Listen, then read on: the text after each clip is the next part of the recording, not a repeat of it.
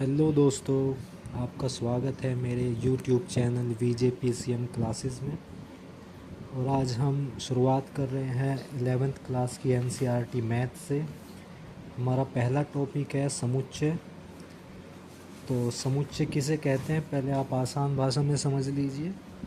समुच्चय कहते हैं किसी भी आंकड़ों का, वस्तुओं के समूह को, लेकिन वो समूह वैलिड होना चाहिए। ऐसा नहीं कि वो इनवैलिड हो, उसका कोई तर्क ही ना हो।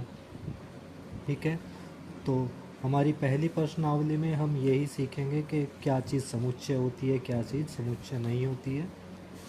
तो ध्यान से वीडियो में अंत तक बने रहिए। और अगर आपको मेरी वीडियो पसंद आएगी तो आप चैनल को सब्सक्राइब कीजिए, अपने दोस्तों में शेयर कीजिए, ताकि किसी ज़रूरतमंद की मदद हो सके। तो साथ में आपको एक कॉपी पेन लेकर बैठना और NCERT की बुक लेनी है और उसमें प्रश्नावली ओपन कीजिए 1.1। और सबसे पहला प्रश्न इसमें लिखा हुआ है कि निम्नलिखित में से कौन से समुच्चय हैं, अपने उत्तर का औचित्य बताइए। ठीक है, तो फर्स्ट क्वेश्चन में लिखा है कि जे अक्षर से प्रारंभ होने वाले वर्ष के सभी महीनों का संग्रह। तो वर्ष में कुल 12 महीने होते हैं और जे अक्षर से शुरू होने वाले कौन कौन से महीने हैं? एक हो गया जनवरी, जून, जुलाई। केवल 3 महीने हैं, इनका हम आराम से ग्रुप बना सकते हैं। तो आपका ये उत्तर हो जाएगा सत्य। और आप इसमें लिख देंगे कि यह एक समुच्चय है। और समुच्चय को बनाने के लिए क्या करते हैं, एक अल्फ़ाबेटिक कोई भी एक अल्फ़ाबेट आप यूज कर सकते हैं।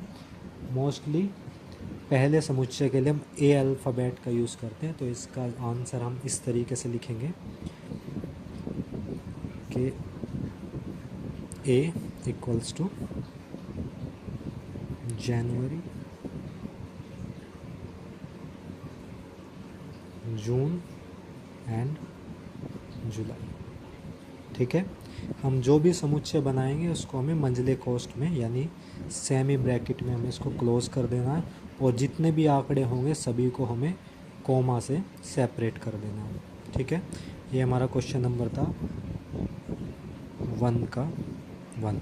ठीक, सेकंड क्वेश्चन में क्या है कि भारत के 10 सबसे प्रतिभाशाली लेखकों का संग्रह। देखिए, अब कौन कितना प्रतिभाशाली है ये सभी पर डिपेंड करता है, कौन किसको ज़्यादा प्रतिभाशाली मानता है। तो हम इसको हम फिक्स नहीं कर सकते, इसलिए ये समुच्चय नहीं होगा। ठीक है, थर्ड क्वेश्चन है विश्व के सर्वश्रेष्ठ 11 बल्लेबाजों का संग्रह। देखिए, 11 बल्लेबाज कोई भी सर्वश्रेष्ठ हो सकते हैं। जैसे किसी को कोहली पसंद है, किसी को सचिन पसंद है, किसी को शुभमन गिल पसंद है, तो आजकल किसी को स्टार्क पसंद होगा, है ना। तो हम इसमें संग्रह नहीं बना सकते, तो ये समुच्चय नहीं होगा। आपकी कक्षा के सभी बालकों का संग्रह, हाँ बिल्कुल, हम अपनी कक्षा के बालकों का संग्रह बना सकते हैं। उनकी एक लिमिटेड संख्या होती है, जैसे 100, 50, है ना। अब ऐसा तो नहीं हो सकता ना, हम इनको गिन सकते हैं। फिफ्थ क्वेश्चन में लिखा है कि 100 से कम सभी प्राकृतिक संख्याओं का संग्रह। आई होप आपको जानते होंगे कि प्राकृतिक संख्याएं क्या होती हैं। यानी वे संख्याएं जो 1 से स्टार्ट होकर अनंत तक चलती हैं, उनको प्राकृतिक संख्याएं कहते हैं।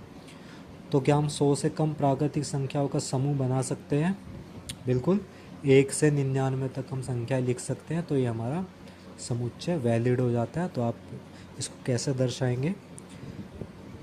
फिफ्थ क्वेश्चन कर रहे हैं तो आप इसको B लिख सकते हैं। आप अपना पसंद का अल्फ़ाबेट यूज़ कर सकते हैं। तो क्या करेंगे, 1, 2, 3 एंड 99।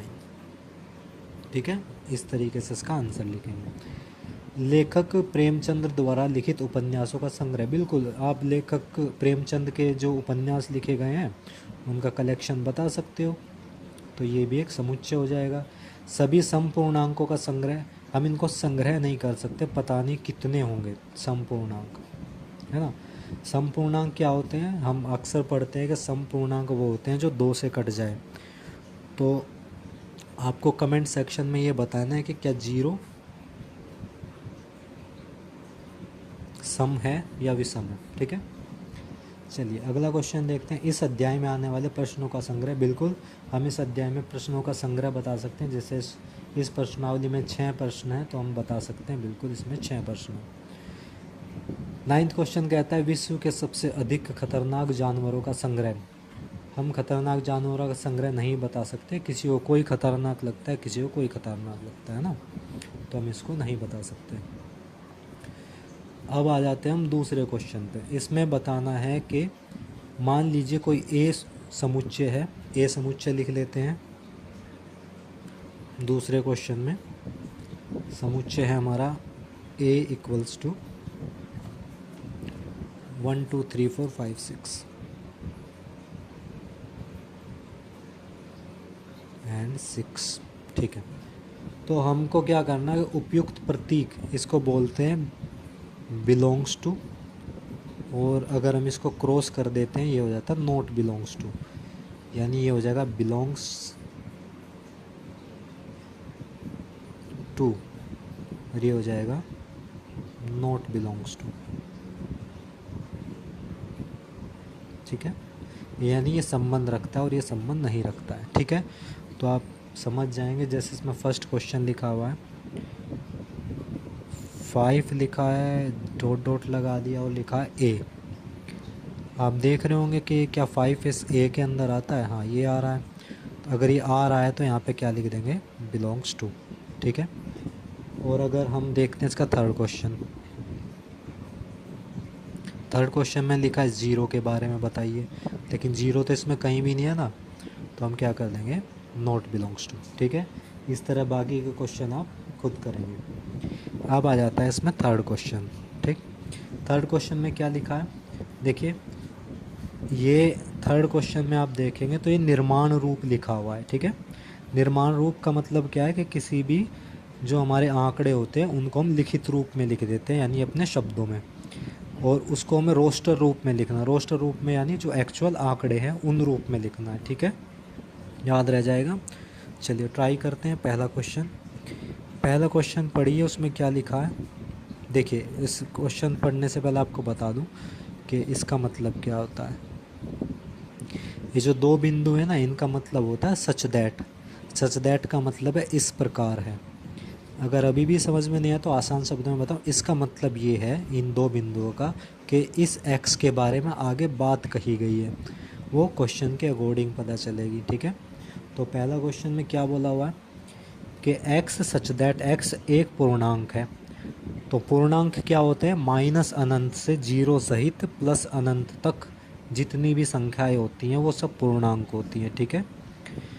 तो इसमें लिखा है कि -3 से तो बड़ा होना चाहिए x और 7 से छोटा होना चाहिए। तो आप जानते हो -3 से बड़ा पूर्णांक कौन सा होता है, वो होता है -2। -2 से बड़ा -1, फिर 0, फिर 1, फिर 2, फिर 3, फिर 4, कहाँ तक जाना है ना, 7 तक, फिर 5, फिर 6, लेकिन इसमें 7 नहीं आएगा क्योंकि 7 से हमें छोटा लेना है। 7 कब आएगा वो अभी आगे पता चल जाएगा, ठीक है। सेकंड क्वेश्चन हम अच्छे से कर लेंगे कि संख्या 6 से कम एक प्राकृतिक संख्या 6 से कम प्राकृतिक संख्या आप जानते हैं 1 2 3 4 5 हो जाएगी। Third question x such that x 2 अंकों की ऐसी प्राकृतिक संख्या जिनमें अंकों का योगफल 8 हो। देखिए 2 अंकों की संख्या बतानी है जिनके अंकों का योगफल 8 आ जाए। तो 8 किस किस का आ सकता है, 17 का आ सकता है, 7 और 1 8 है ना, और 26 का आ सकता है, फिर 35 का आ सकता है, 44 का आ सकता है, 53 का आ सकता है, 62, 71 और 80। इसके अलावा कोई 2 अंकों की संख्या बची है जिनके अंकों का योगफल 8 आ जाए, है ना, नहीं होगी ऐसे, ठीक है। फोर्थ क्वेश्चन में लिखा है कि x सच दैट x एक अभाज्य संख्या है जो संख्या 60 की भाजक है। हमें ऐसी संख्या बतानी है जो अभाज्य भी हो और 60 को पूरी विभाजित भी कर दे। अभाज्य संख्या कौन कौन सी होती हैं, अभाज्य संख्या होती हैं 2, 3, 5, 7 होती है, लेकिन 7 जो है वो 60 को विभाजित नहीं कर सकती। और इस इनके अलावा कोई भी ऐसी अभाज्य संख्या नहीं है जो 60 को विभाजित कर दे, तो हमारा समुच्चय बस इतना ही बन जाता है, हम इसको क्लोज कर देते हैं। ठीक है, आगे लिखा है कि ट्रिग्नोमेट्री शब्द के अक्षरों का समुच्चय। जो ट्रिग्नोमेट्री के शब्द हैं इनके अक्षरों के समुच्चय का मतलब ये है कि जो अक्षर एक बार आया है उसको एक बार लिखना, और जो अक्षर 2 बार आया उसको भी एक बार लिखना। जैसे T, comma, R, I, G, O, N, और कोई एम आएगा एक, ई और वाई। इसके अलावा कोई बचता है? नो, इसके अलावा कोई नहीं बचता, बाकी सब डबल आए हुए हैं। ठीक है, इसी तरीके से आपको बेटर शब्द का खुद करना है। ठीक है, आगे बढ़ते हैं। 4th क्वेश्चन लिखा है कि निम्नलिखित समुच्चयों को निर्माण रूप में लिखिए। देखिए ये थोड़ा सा टफ पड़ता है, आप निर्माण रूप सीखिए कैसे करते हैं। जैसे फर्स्ट क्वेश्चन लिखा है, 4th का फर्स्ट लिखा है इसमें 3, 6, 9, 12। हम इसको किस तरीके से लिख सकते हैं? सबसे पहले तो आपको ये लिखना है कि x सच दैट x, है ना। तो x सच दैट x क्या है? या तो आप इसको हिंदी में लिख सकते हैं कि 3 से विभाजित होने वाली संख्या। कैसे? 3 से विभाजित होने वाली एक प्राकृतिक बोल सकते हो, प्राकृतिक संख्या। पूर्णांक भी है, ये प्राकृतिक संख्याएं भी है ना, और पूर्ण संख्याएं भी है। प्राकृतिक संख्या है, और इसके बारे में क्या लिखोगे कि जो 3 से बड़ी और बराबर है, क्योंकि 3 भी है ना इसमें शुरुआत में, और 12 से छोटी है और बराबर है। तो 3 से बड़ी ऐसी कौन सी संख्या है जो 3 से विभाजित हो सकती है? 6, 9, है ना, और फिर ये 12 हमने यहाँ इक्वल टू का साइन लगा दिया। ठीक है, ये हमारा निर्माण रूप हो जाता है। सॉरी।